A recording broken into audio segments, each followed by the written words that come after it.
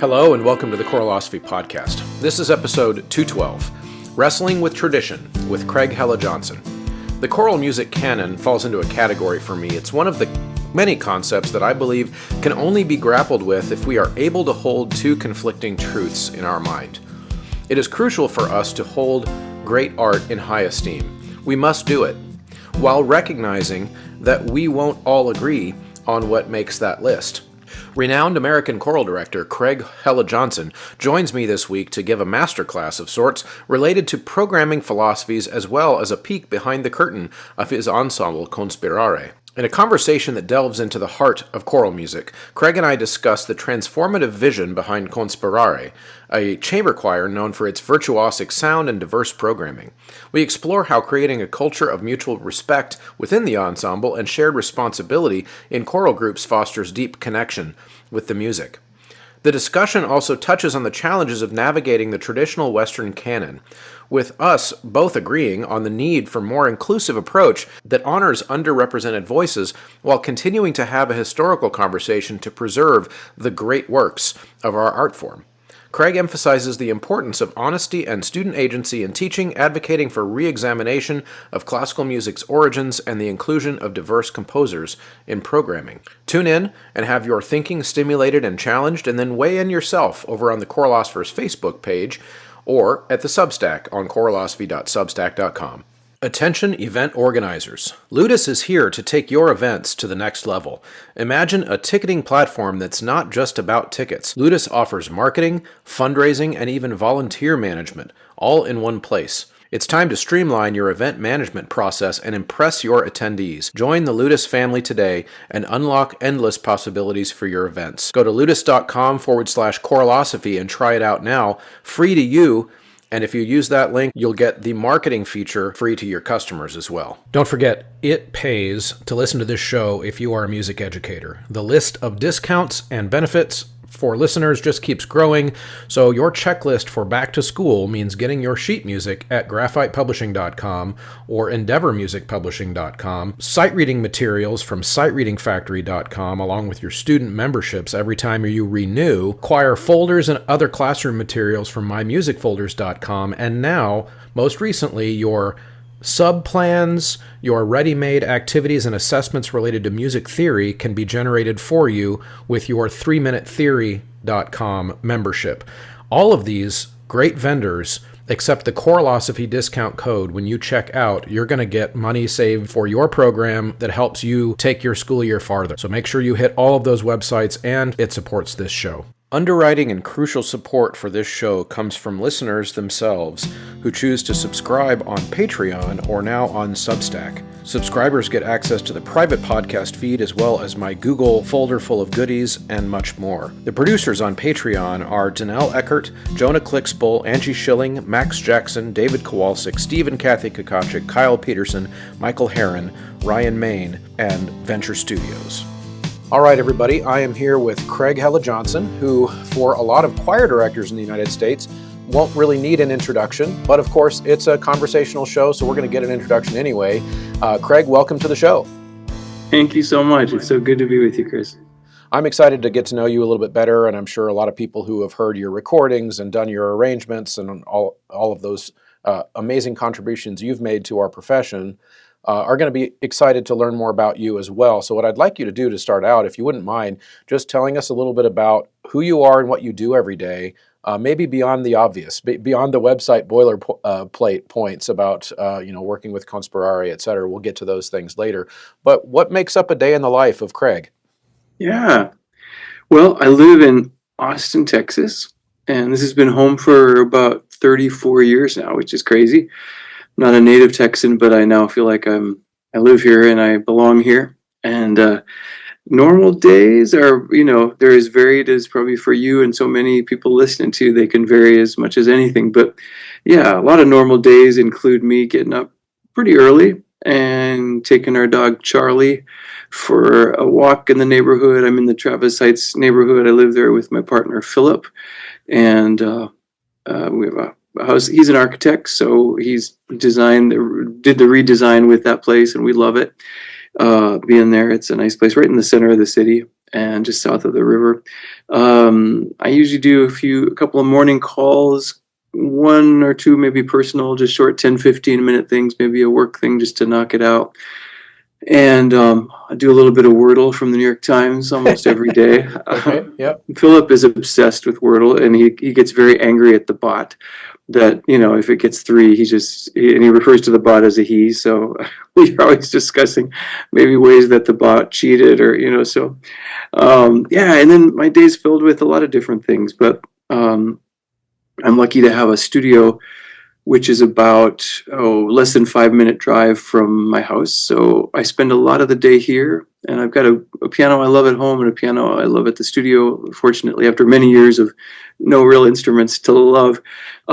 So I love getting to do some playing. Of course, lots of emails, lots of phone calls, lots of meetings. In my life, it's a lot of fundraising meetings, contemplations, asks, trying to share with people a vision for what it is that we do musically and artistically, and ask them to co-create with us. And so there's a lot of that. I would say my sacred place is the Alamo Drafthouse, because I'm a big movie guy, and love that. I'm also really big into gemstones and crystals and minerals. So there's always rocks in my pocket. I feel like a 6-year-old kid sometimes, just jangling with rocks. You would love Sedona then. Oh, Sedona is very special. Yeah. Yeah. That's where you are right now, is that right? Yep, that's where I am right now. It's rocks and gemstones everywhere. Oh, for sure. The one thing I'll say about Sedona, though, that's kind of interesting, I feel quite sensitive and tapped in, energetically with people very much. And I think with stones also. But, Sedona, as you know well now, is, the place where the big energy vortex, Yep. If you don't feel it there, you must be dead. And, when I went there, I was very excited. And I think I must be dead, or I was when I was there, because a couple of friends I was with were just gassing out when they were in a couple of places they thought, they were almost going to pass out. There was such a exchange of energy, and I thought, I got nothing here. So I love Sedona, but I always feel like I probably need to go back and see if I can chase down the proverbial vortex. Yeah. It is a really pretty fascinating place. I actually want to go back to one of the parts of your story, because it's a great jumping off point into kind of the meaty part of our conversation. You mentioned one of your duties is for Conspirare is fundraising and selling people on a vision of what it is that you're trying to do artistically. So let's try a thought experiment here. Let's say that in the audience, myself included, are potential donors to Conspirare, but more specifically, we are people interested in what is the vision artistically for your group. And so if you had to try to explain that to us or to sell us on that idea, how would you describe what Conspirare is in terms of what do we want this group to sound like? What do we want this group to look like? What do we want a concert to feel like when people come? What do we want a recording to achieve? You don't feel free to not hit every single one of those points, but you can kind of get where I'm going with that. Like, tell us what that vision is, if you could. Sure. Well, when we're out in the, if you will, the marketplace, it's not a collegiate choir, it's not a high school choir, it's not a community choir. We have a community choir as a part of Conspirare, which is terrific, but the professional chamber choir is not any of those things. And, so people that I'm talking to who might be able to support this vision, they're generally not necessarily trained musicians. Some might be, but more often than not, they come to this very freshly. And I would say even more often than you would think, many of people are kind of in one of the inner circles or 2 circles of giving are people who may have come at one point and said, I really used to say I hate choral music, and a friend brought me to this concert and I experienced something that was just like changed me. And so many people in our story around Conspirare are folks who will say something like that. Yeah, I just wasn't into it. Somebody kind of dragged me there. And then I had this wow experience. So a lot of times I will when asked to describe something, I'll say, really, I want you to come. Just trust me, and just want you to come to the concert. So just getting them there is really important. I think, just to speak very broadly, there's a sense of exchange. There's a sense of sort of an energetic exchange in a concert performer and audience member. There's something very unique about voice, of course, because this is whether somebody thinks of themselves as a singer or not, and most people, say in an audience, probably don't. They still carry around the same instrument in their bodies every day. It's like carrying around a trumpet inside your body if you go hear some trumpets. But there's something in their DNA that recognizes the thing that's happening on stage. And so there's a connection already because they have that instrument. And so, a lot of times, if I am just sharing, to get back to your original question, I'll just say we have in our mission statement, we believe music has the power to change lives. We don't get prescriptive in any way about how it may have an impact, but we just believe it has that transformational potential.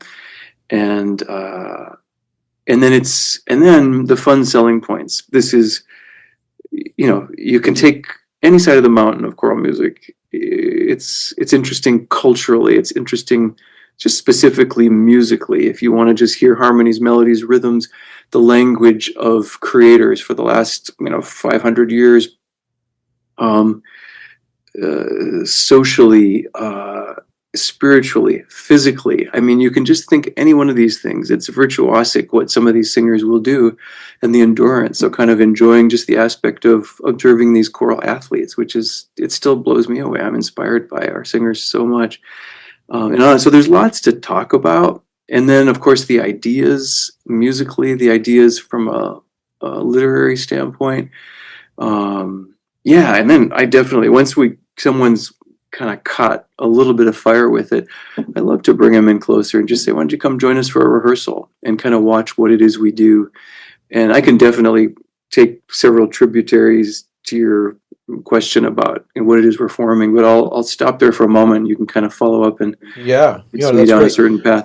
Yeah. So if you could, let's divert slightly then to now, rather than talking to us as if we are potential donors or patrons, now maybe we're talking to an audience of trained fellow colleagues and choral musicians. And if I were to go live to a Conspirare concert, I've heard lots of recordings. I've never seen you guys live, but if I were to be there live, what would you hope that I, the choral director, would notice about what makes your group different, and your philosophy of sound, your philosophy of programming, etc., that maybe only us nerds that are choir nerds would notice? I know when I program concerts, I kind of think about there are certain things that, like my dad, who's not a musician, he would notice certain things, but then there'd be a whole different category of things that like my colleagues would notice. What are the things that like maybe you're real proud of in that way? Well, what I always hope for a listener, and that's an experienced listener like the one you're talking about, or a lay listener, but say is always just, I'd like them to have an experience, like a real present moment experience.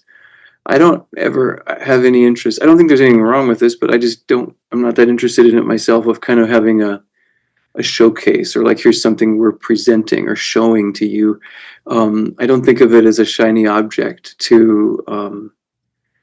that you have to get wowed by or impressed by. I'm really interested in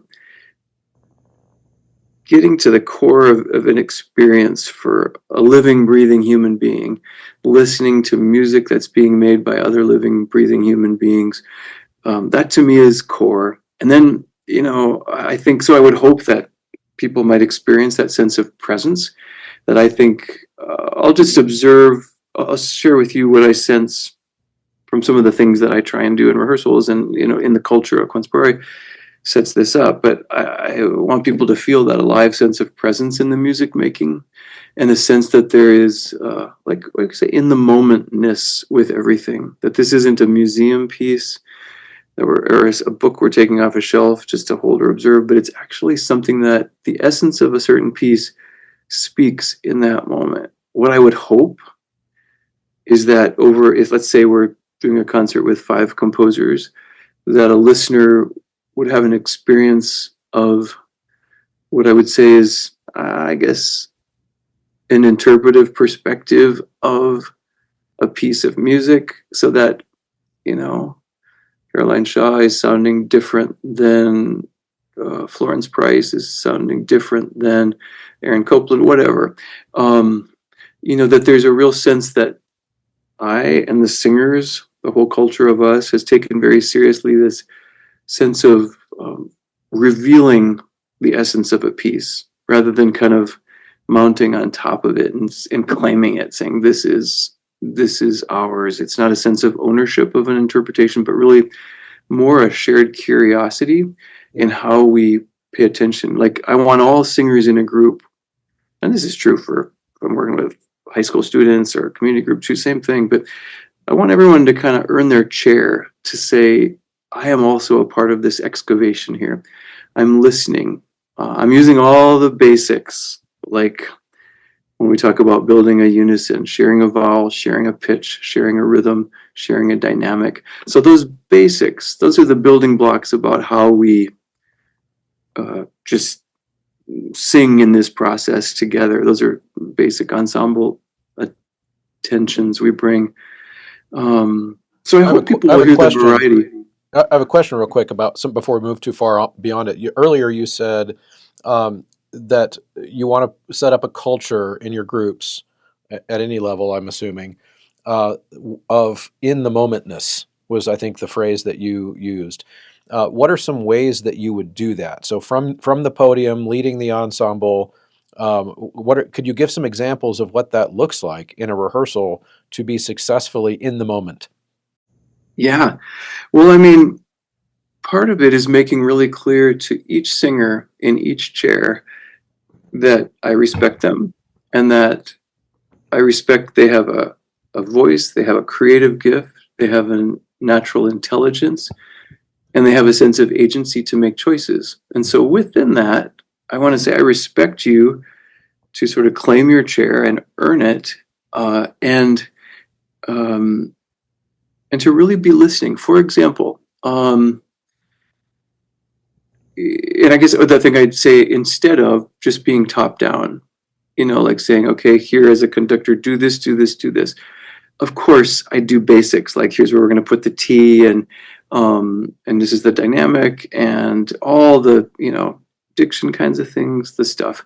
But then beyond that, that every single person there is consistently listening for that shared sense of pulse, that they don't ultimately continue to get their pulse just from the podium. I'm on the podium. I think of myself as a sort of a guardian of the pulse, sort of, and when it starts to feel like the internal pulse is not shared, then I start to put I re-enter a little bit more directly. But if the ensemble is really doing their job, each of them present to it, they're sharing that sense of inner pulse within the ensemble. That is for the foundational piece for me in terms of that present moment aliveness. People feel when they're listening to kind of a top-down thing, like conductor downloaded a bunch of stuff and they're all dutifully responding. I hope groups will dutifully respond to the basics that I share, and that any of us share, that there's that level of responsiveness. But what I want singers to do is much more than that. And that they're constantly chiseling. They're doing the listening in all kinds of ways. Also the sense of vowel. And I think about, a group of altos sharing an ah vowel. That's not just a one-time thing. That is you got to refresh and reboot every single phrase. Okay, now what's the size of that vowel in terms of what this phrase is needing and where it's placed in the voice in terms of register and how we're coloring the text. There's just a constant curiosity. So I think those would be some things I consistently ask for. And in a practical way, with Pulse, it's just, I've been kind of known, I think, with a group that I'm new with, to just keep chasing it down. Spend the first 40 minutes of a rehearsal. It's terrible. It's awful. It's annoying, I think, to singers, but just to say, nope. I'm going to wait until I sense you're really hearing this. And then all of a sudden, when the group hears it, they hear. I mean, when I kind of do that confirmation, they hear it, they sense it. all of a sudden we're operating on a different level. Yeah. That's really great. And that's honestly, as a director, all of the things that you just described I feel like have been my life's mission to try to figure out how to do it. And I honestly don't know that I'm there yet. And I've been doing this for a long time, and also kind of have experience working with professional singers and high school singers. And I actually don't know that I would say in my experience that it's easier with adults. I think Right. in a lot of ways, it's harder. And I want to get your take on that too. So, for example, my experience with a pro choir is very different than yours. It's more of like the gig choir that shows up and does a few rehearsals, and then the next gig it's going to be a completely different group of singers. And so it's not that kind of a full-time thing. But what I've noticed is that with kids, they don't come preloaded with decades of voice lessons and sound ideals in their head. And well, I sang for this other director, and this is what he or she wanted. And this whole there's baggage with adults. And I've noticed that in some ways it's harder to get to that shared. I love how you describe it. Just the altos sharing a vowel, the ensemble sharing a sense of pulse. Um, because in a lot of ways we have to collectively hear the song happening in a unified way, and sometimes it's easier for me to get my high school kids there because they don't have Right. they don't have a preset idea to work with, so they're just waiting. They're just like open blank slates. It's like, tell us how to sing it, Mr. Muntz, and we'll just sing it that way. Yeah, Yeah, yeah, you know, right. I don't have, is that something you've ever experienced, or are you isolated from that problem because you get to kind of cultivate this group of singers throughout the year? Oh no, no, I don't think any of us are isolated from that. I mean, at the highest level of professional singing, this is still a kind of a primary principle and practice. Yeah, for sure. And I think to your statement of, I don't know if you said I haven't arrived there yet or haven't, it's ongoing. Yeah, Yeah, it's yeah. always fresh. Sheet Music Plus has everything that you might need. And to make it even better, they are running a back to school sale all summer long. 10% off of the things that you would need for choir, band, orchestra, your methods classes, etc., to get you set up for a school year of success. But then year round, there are discounts as well. So make sure you head over to sheetmusicplus.com, throw that into your rotation of places that you use to find your materials for class. So yeah, we deal with it always. I would say within the Conspirare of the chamber choir at Conspirare with whom I work frequently, and there's a pretty consistent personnel, not always the same at all, but consistent with the core. There we've developed things over time where we do get to it more quickly. So, we don't spend at all, 3% of the time we used to spend back 14 years ago or something. But always a challenge. I think there needs to be that sense of openness and discovery. And you talk about the younger singers, for sure they have that. And I also think the baggage that you talk about sometimes can be that baggage that we all can get as adults when we have gained knowledge and experience. And I don't know, it's just easy. I think the way I'd say it simplest is one of the things I really look for is an attitude from a singer who's coming in, if they're auditioning, that they want to make chamber music, and Yeah. that they've been through enough of their life to know um, that they want to be a part of this thing. Like the whole is greater than the sum of its parts. Like there are just certain people in a certain place on their singing journey where it's just not the right time for them to be doing this. And everybody knows it. They know it. Maybe they're singing it as a gig, get a little extra money. They're a wonderful soloist and they really are focused on their solo career and that's just what they want to do. And there's maybe some discomfort about even being there in the choral ensemble right then.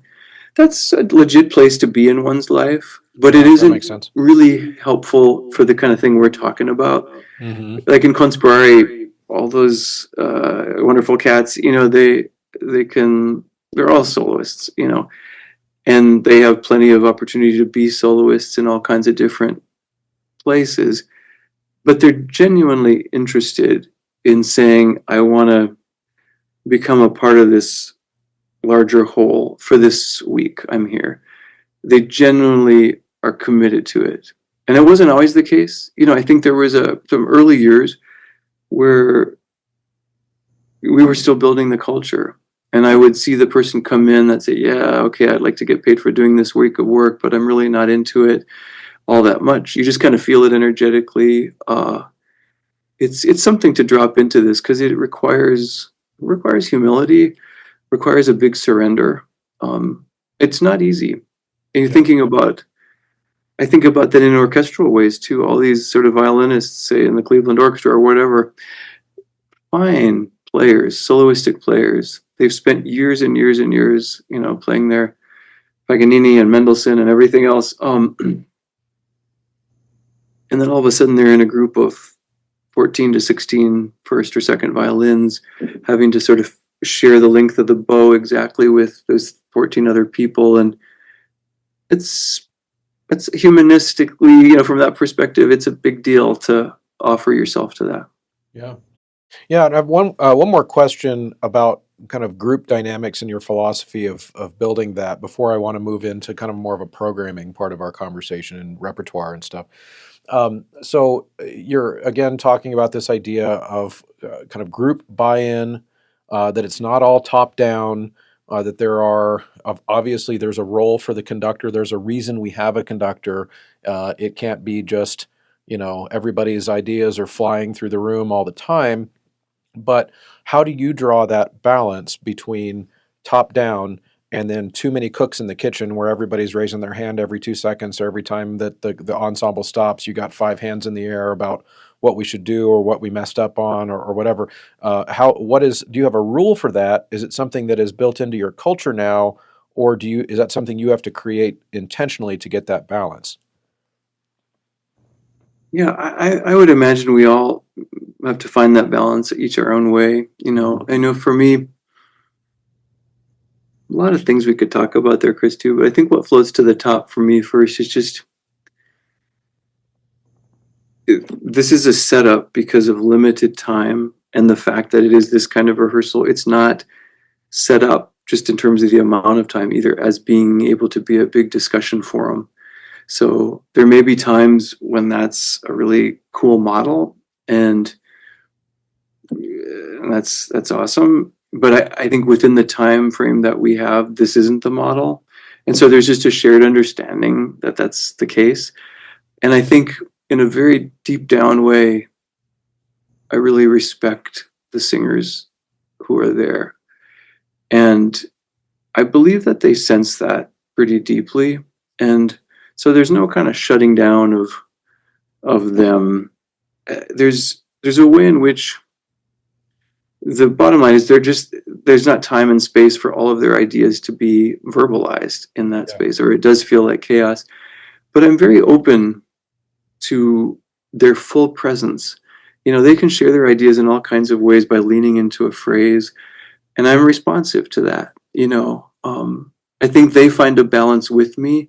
They start to feel kind of uncomfortable and agitated if there are too many, what about this, what about that? I do think, the fact that we can be friendly in rehearsal as well as disciplined and rigorous, finding that balance it depends on all of us, but that respect piece is really big. And also in a very simple way that isn't symbolic of anything other than practical things. I'm leading the rehearsals and I'm in charge. It's just sort of like, it's a functional thing. It's sort of like, we have stoplights at busy intersections and that helps us, and I do think of myself in that way as a facilitator. That's not just sort of a technique for rehearsal so that people are happy or kind of, but I think it's a much more interesting musical experience when they're all giving and they feel safe to give energetically into a phrase. If they're feeling a sense of crescendo here, I'm interested in that idea and where it may have come from and where it may lead.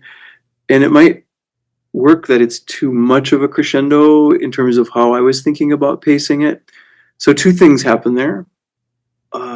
I've thought about it a whole lot and probably spend a whole lot more time with it than they have because they're busy on lots of engagements and gigs, and I'll sit with these for a longer time. So I have a pretty convicted idea, but I also stay open, like, oh, that was interesting. So I am going to ponder that, hold it in my think tank, swish it around a bit, maybe make an adjustment. But I think it's always a balance. And there are times when it can be balanced one way or the other too much. And then you got to kind of do a little self-corrective. Yeah, yeah, that's really good. I think that's very smart, and I really especially like the example of even just taking the nonverbal communication from the singers, of seeing how they're singing it, or hearing autonomous choices that the singer might have made, Right. and incorporating that into, maybe after the choir is stopped, incorporating these ideas into the next attempt. It doesn't have Yeah, to be, we don't even always have to stop and talk about it. Sometimes it can just exactly. be a thing we just heard, and now we're going to try a new thing and we move on. That's really good. Yeah. Um, And I learned so much. It's just like, it just expands one's vocabulary.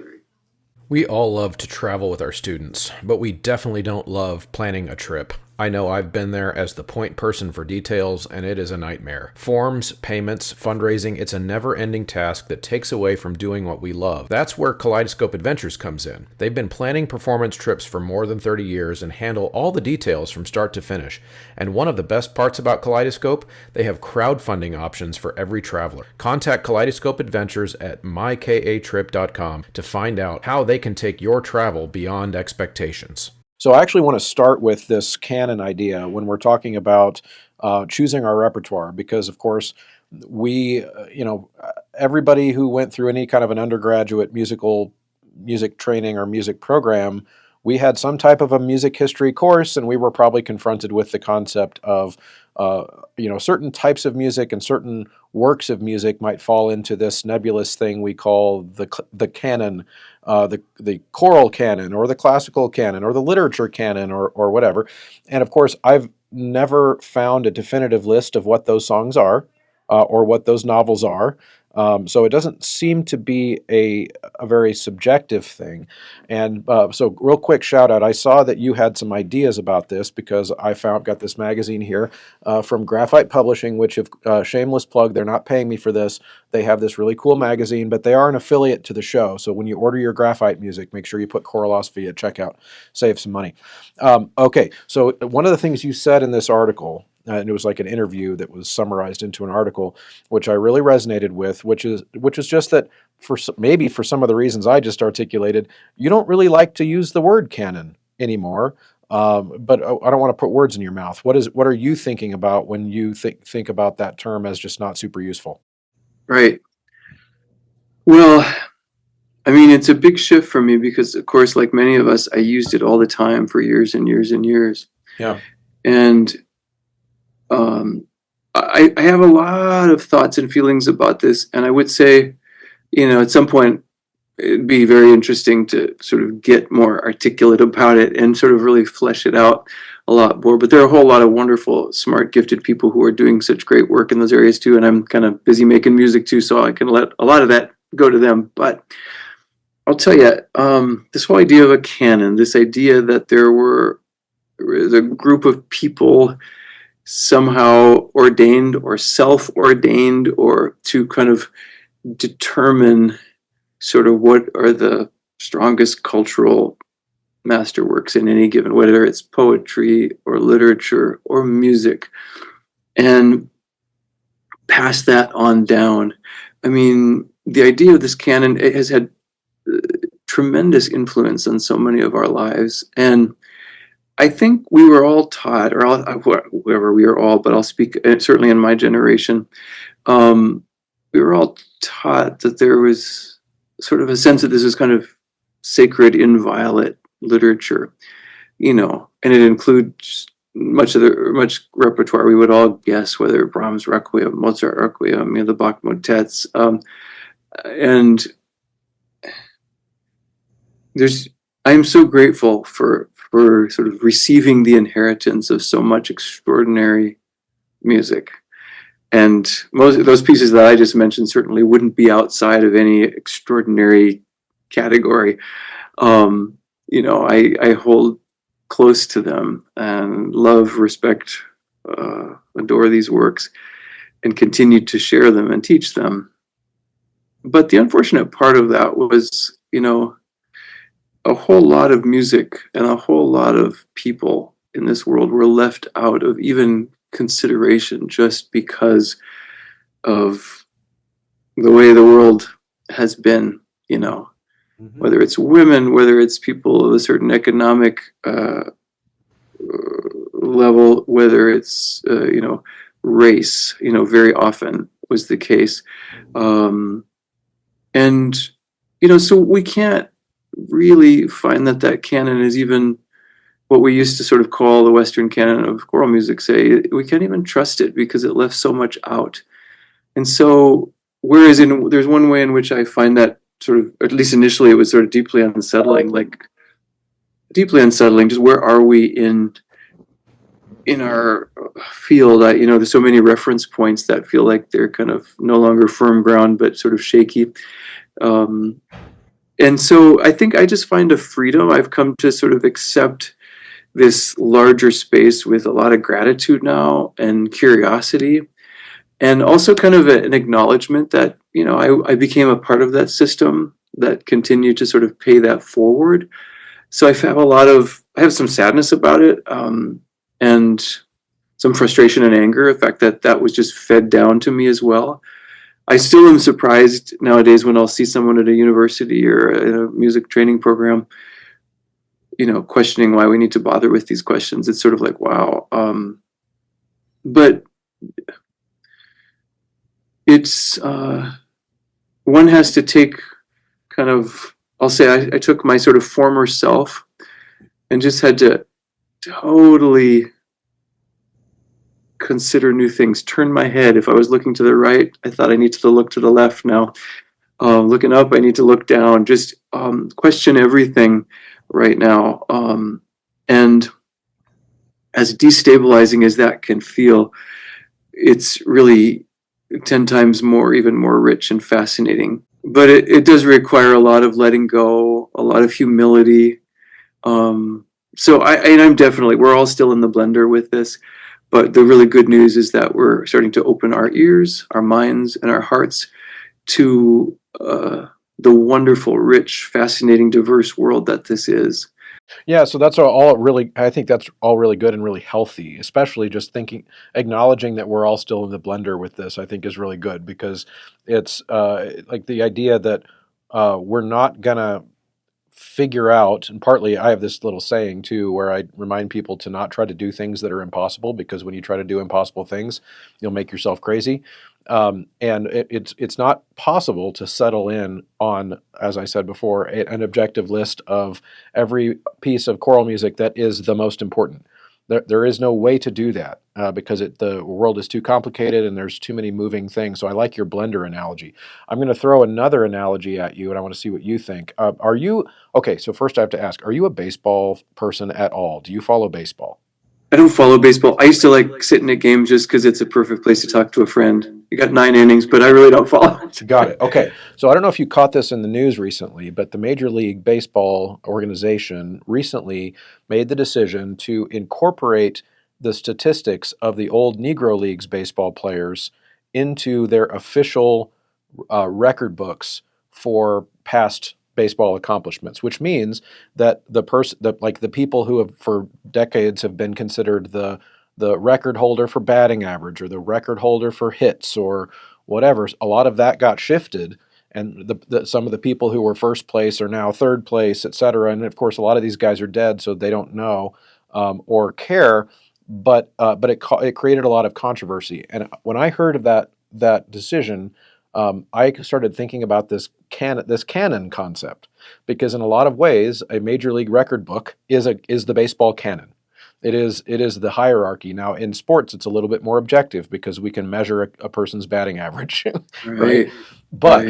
here's the reason why I think this is relevant to our conversation is a lot of the baseball players in pre-integration of the league, a lot of the best baseball players, objectively based on statistics and based on measurable things, were not allowed to play in the major leagues.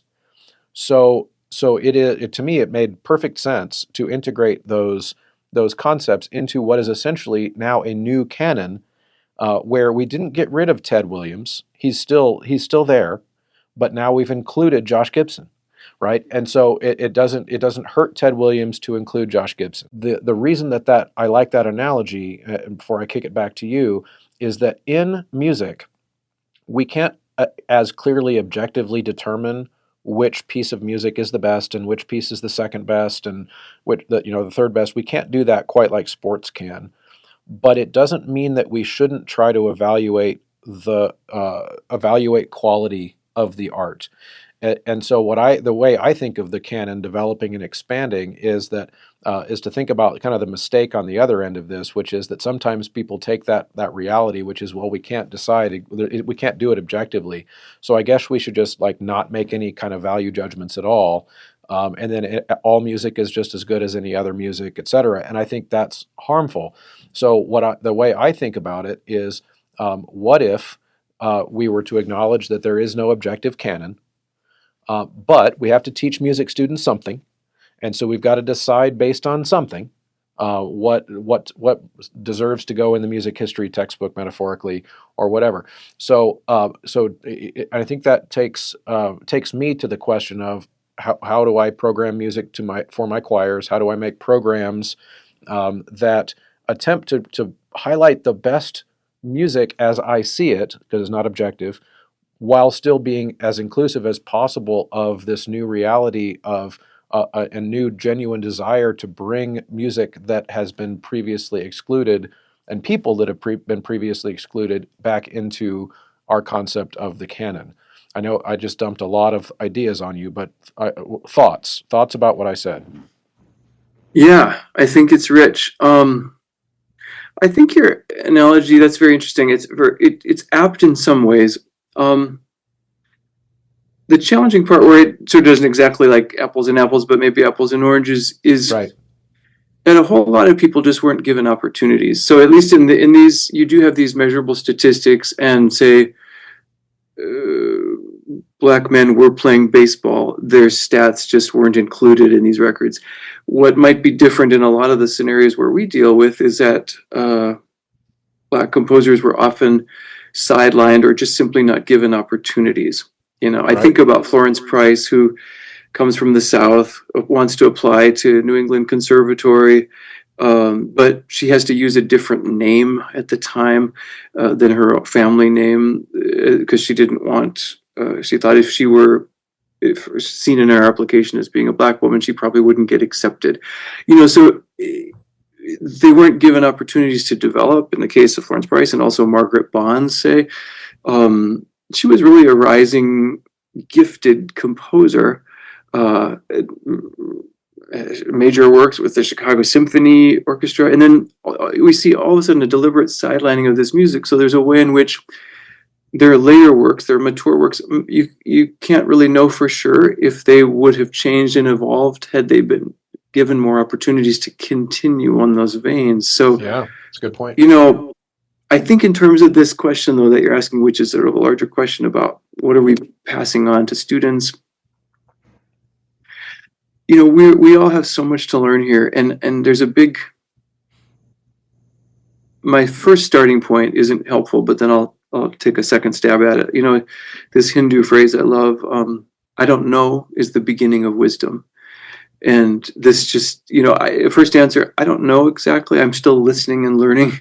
Yeah. And yeah. I love the fact that someone reflects back, that's the beginning of wisdom. Good. Okay, maybe. But I would say, I get flooded with this conversation because it's so rich. I think my honest, kind of clearest response is, what if we just sat with our students and told them the truth?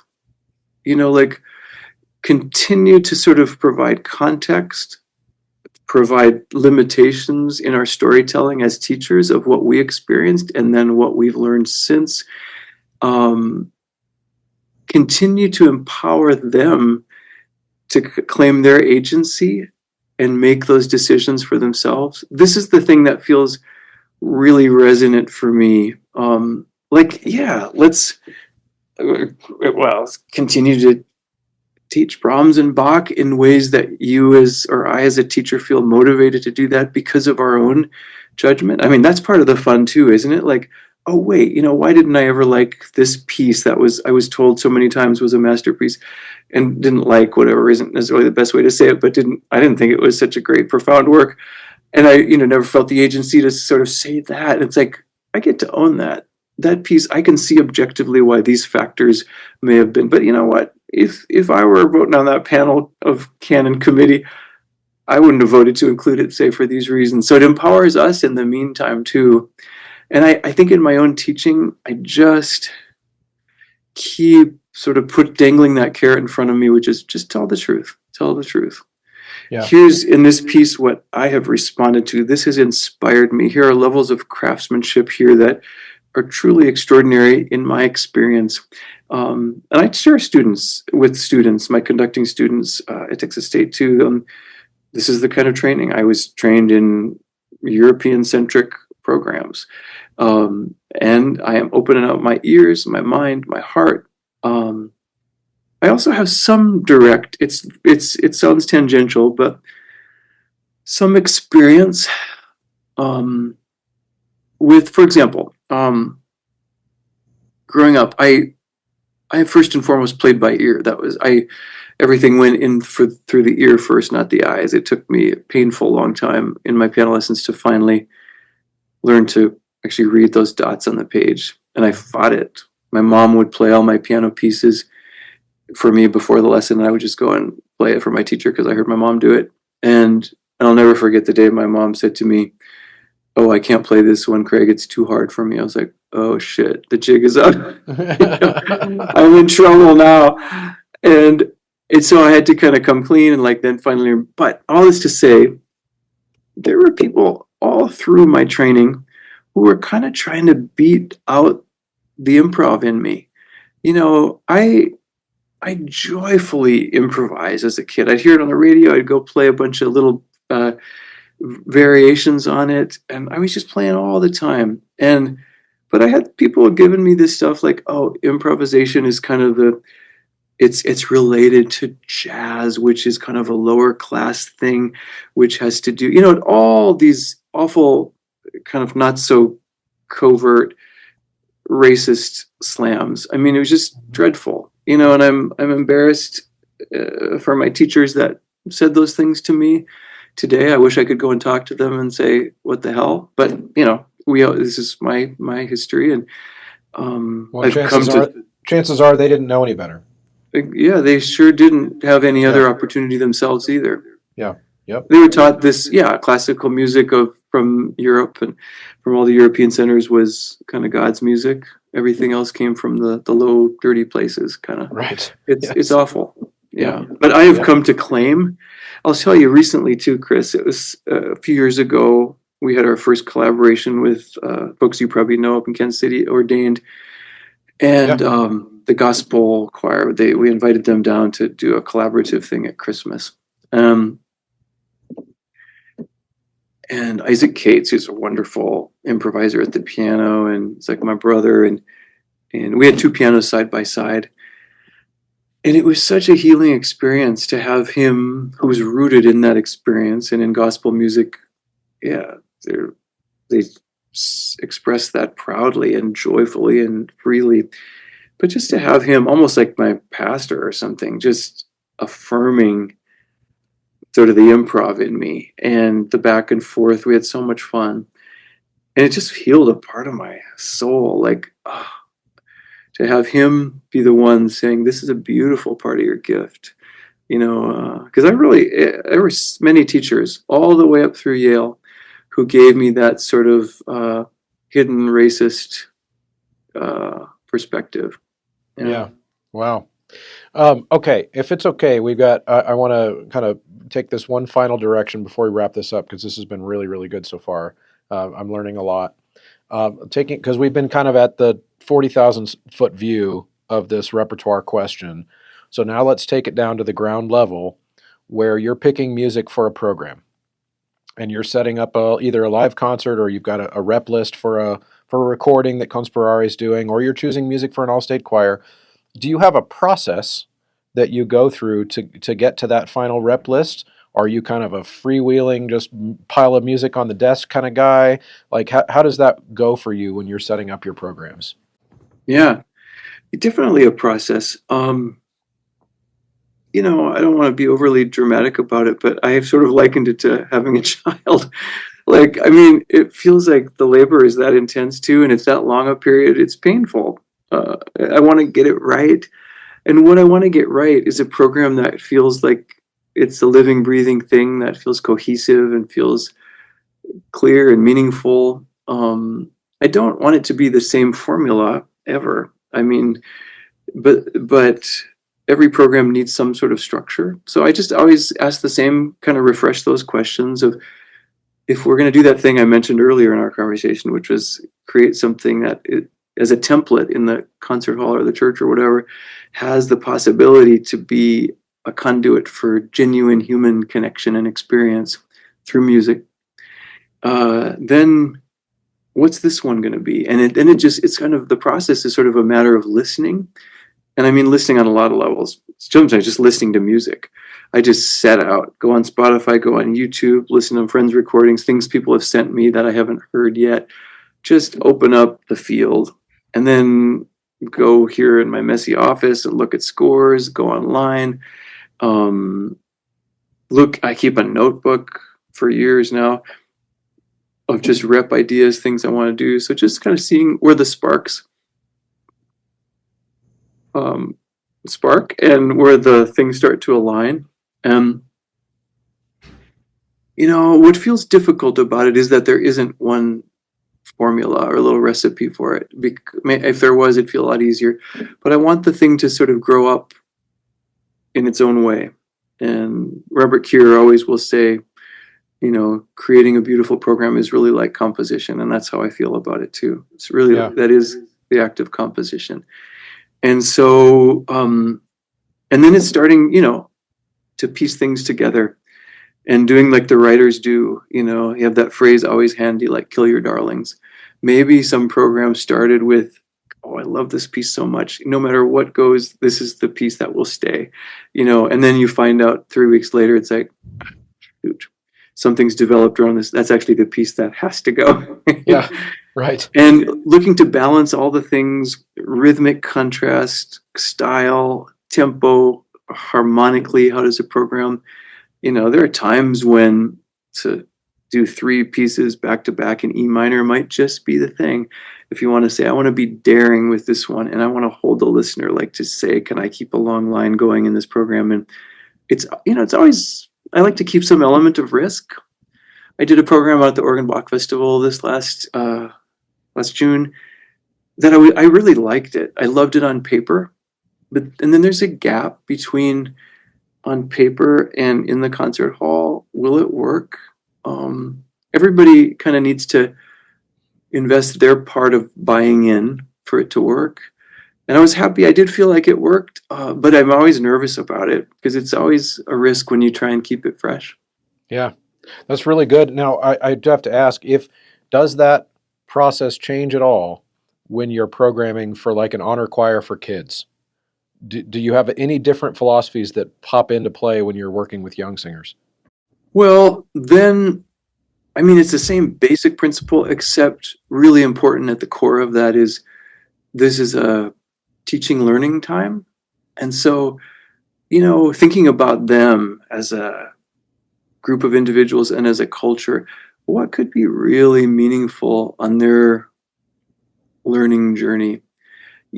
For example,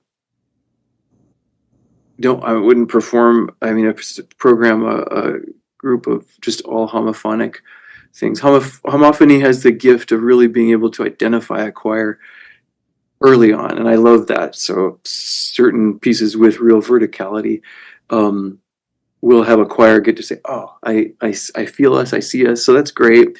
And then lots of musically interesting things in a lot of that repertoire, but also I want them to do something that is contrapuntal in some way, whatever that might be. Different ideas, what can challenge them to, always try and force myself to be sure that there's at least some pointers to underrepresented groups, it's really important after sort of decades and centuries of just seeing male composers on programs that, for me, I have to really force myself to always um, try and have female composer or composers being a part of the mix of consideration, very importantly. Even if it's not literature I know, I go out and find it. And same thing I would say with minorities of all kinds, and that includes Black composers, Native American composers, LGBTQ plus composers. Yeah, just so I want that student, their learning time, that's important to me in those experiences. And also just, I want them to have lots of experience in the joy of singing. So, my programs might be, I might be heavy on the making sure there's plenty of joy. Right. Yeah, that's interesting. Your philosophy with those two scenarios is very similar to mine, where when I'm programming something for adult professionals, I am thinking a little bit more about what is the story this program is going to tell, what is the experience that the audience is going to have, because I think of those adults as like co-storytellers with me. But when I'm thinking about what my students get, I'm thinking about a very much like what am I going to expose them to? Because for a lot of them, if I don't expose it to them, I'm their only teacher. So if I don't expose it to them, no one will. And so I do think of that as very differently. And it sounds like we're very much on the same page with how that works. Yeah, that's really good. So Craig, thank you so much for this conversation. This has been a blast, and I think people are going to get a lot out of it, and hopefully get to nerd out with us. It's a joy to be with you, Chris, and everybody listening too. Just thank you. Good to get to talk about all these things together. Awesome. Thanks so much. Thank you, as always, for sticking around to the end of an episode. If you are still listening, that means you're one of the people who are MVPs of the Choralosophy podcast, the people who stick around to the end. Of course, the ways to help are to use the Choralosophy promo code at sightreadingfactory.com, mymusicfolders.com, 3minutetheory.com, endeavormusicpublishing.com, graphitepublishing.com, and of course you can join the Patreon. Link is in the show notes. You can also subscribe at Substack and chip in a few dollars a month there. All of those things are great ways to help, and of course like, share, leave comments, be part of the conversation. That's what this is all about. See you guys next time.